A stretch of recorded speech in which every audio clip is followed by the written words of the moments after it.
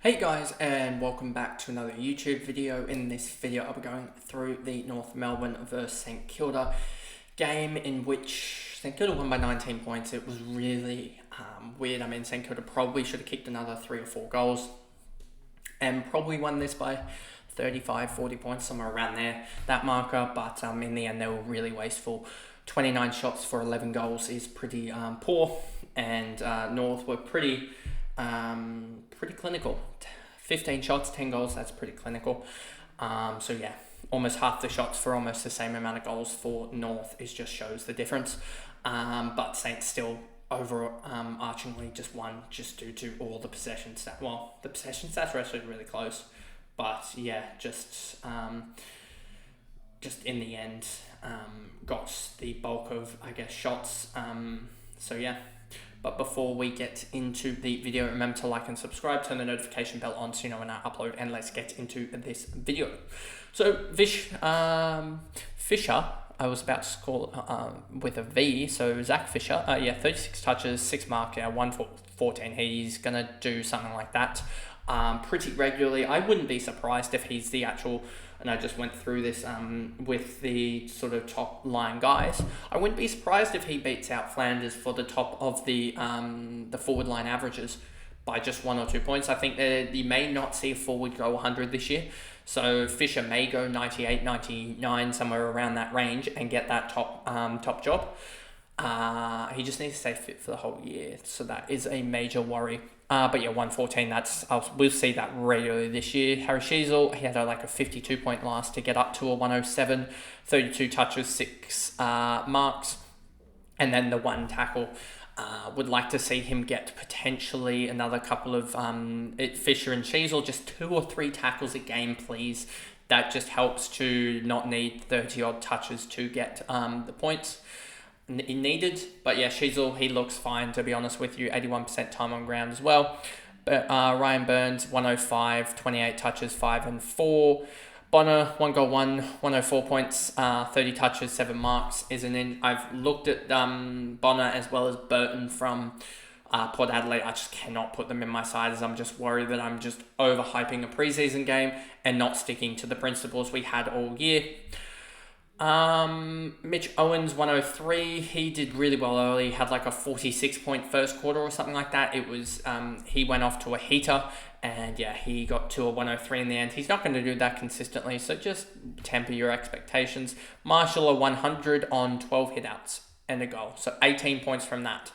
That just shows you how crazy of a good fantasy ruckman he is, that he did 100 on basically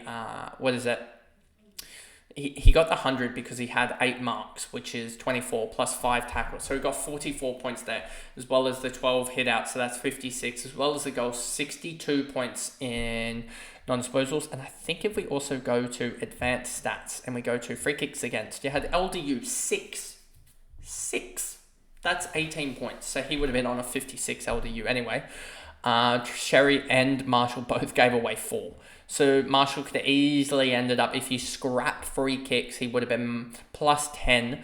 So that would have been on, that's the wrong stats basis, he would have been on 110.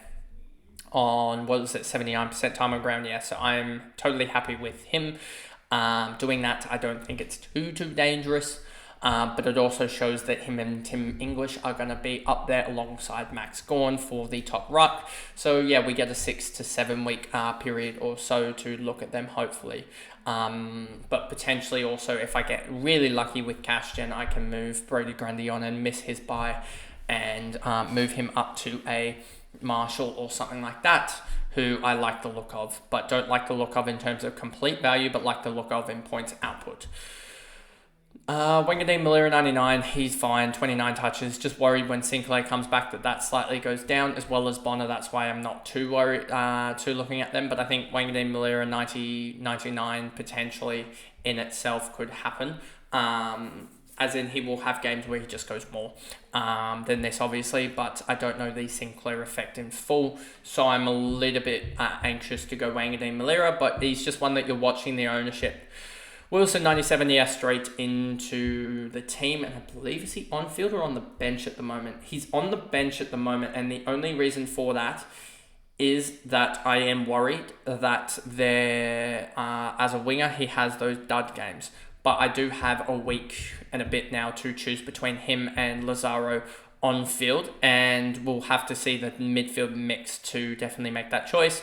Still 93 on 79%. He's going to have like a 80-something%. Let me just see when he actually plays, because he plays more time on ground than 79% surely. No, he played 79% last year. Let's just check that. Was it normal 75%?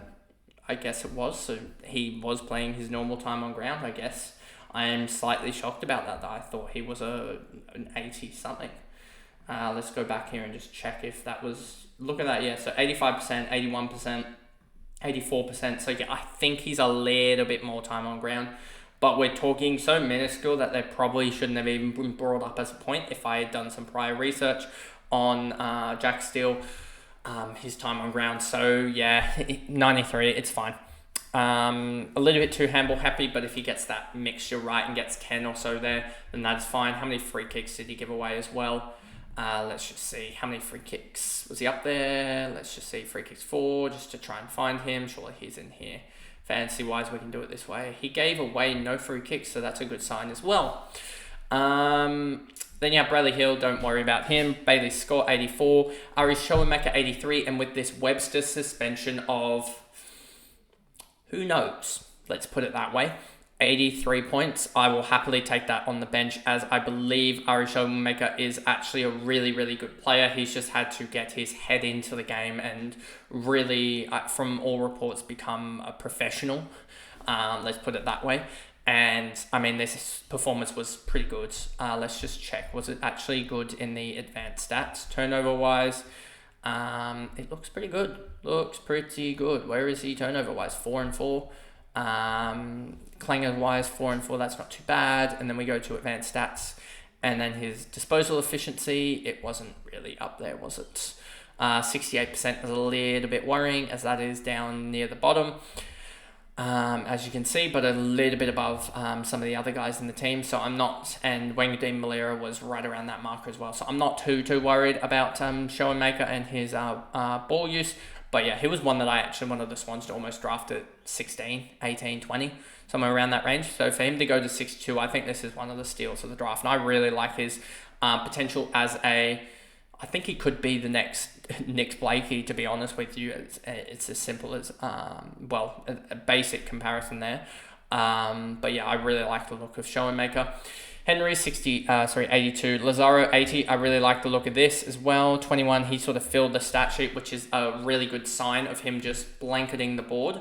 Not blanketing, but covering the board, I should say. I guess it is blanketing. But 80 points, 21, 8, and 13. So yeah, just really like that. Wardlaw, 12 tackles to get to a 78. I don't like the necessary that he had only 10 touches. Like to see that around that 15-20, but if he gets up to that 15-20, he's going to be absolutely huge. So yeah, he may be one that I jump off, maybe a Wines and go to a Wardlaw early on or something like that if the tables turn. But yeah, not at the moment. Stevens, 75. Tugger, 74. Go to 74. Not really anyone that I'm looking at here. Ross, Wilkie, Wood. Sherry, 68. And this is the big worry about Sherry, is that he came up against a non-dominant ruckman and put up a 31 hit out, 68. So this is the big worry I have about Sherry, is he really gonna, with that role, when he comes up against a Gorn or someone else in the ruck or a Witz or someone like that, is he really going to be able to get that large hit out rate? If we actually go to Wheeler ratings again, and I will use this, I think this will be the only time I use this. If we go to, and we can set this filter to rucks to help show my point here, and we go over to ruck, and we go out to hit outs, we go out to win percentage here, you'll see that Sherry is third in this statistic, and so he is doing well. But if we look at the likes of a Marshall, he was down at 40%. 40% isn't even in the top 20 rucks. And if I do categorize this and make this filter from matches from, say, 5 matches to 25 or whatever, there you go. and get rid of that. You'll see that he's not even in the top 20 there. I'd need to go up to 10 games played. So anyone under 10 games, get rid of that. And then you finally see the likes of a Rowan Marshall there and there. So I am a little bit worried about the potential for him to come up against a Brodie Grundy, a Toby Nankervis if he, or a Max Gawn, or a Riley O'Brien, or a Jared Witts, or a Mason Cox, and just have these games where he has a 50 or 60 because his main attribute is the hit outs. And if he's not doing that, it is a big worry. He's also a potential injury risk comparison to like a Brodie Grundy or a Gawn. So that's why I don't really like Sherry as much as other people. Zerha 67 heard whispers that he potentially could be going to the Swans. That may be sort of a swap because Will Hayward could potentially be going back home to South Australia. But I did actually like the way Zerha played. And I think that would be a good thing for the Swans to look at potentially. Largy did his thing, but he's a key forward. Dursma 64. I may have to just go with the crowd and cover him off. That's the thing that I'm worried about. Even though a lot of content creators don't like him and I don't like him, we may just have to cover him off just because he's got a really good marking game and that can generate +6s. If he generates 18 to 24 points in marks basically through the +6s, he'll get himself to 40s quite regular, 40, 50, 60 games. So yeah, I'm a little bit worried about Dursma. McKerchief 63. Yeah, he did his thing. He's fine. Sharman, Nguyen, Stocker, Powell, Membry. Powell is a little bit interesting, but as a forward in fantasy, but yeah, he just didn't have the role, it didn't look like. Philippou, Gussie, and no one else really down here. And then you come down to LDU, 38. He's done this before, 79% time on ground. I'm just a little bit worried about him for his role, but 6 free kicks was 18 points, so that would get him up to a 56, which wouldn't look actually as bad, but yeah, 38 is pretty poor from him. Webster, Pink, Curtis, yeah, etc., and then you have Jai Simpkin, 24 points early on, but then got knocked out, so he's not an option, and they wouldn't have called for him as an option anyway, but there that is. So that is the last game, I believe, to go through of all the community series. So then on Wednesday, you will see probably my round 0 tips, I would probably put it. And then Thursday, you will have probably my ladder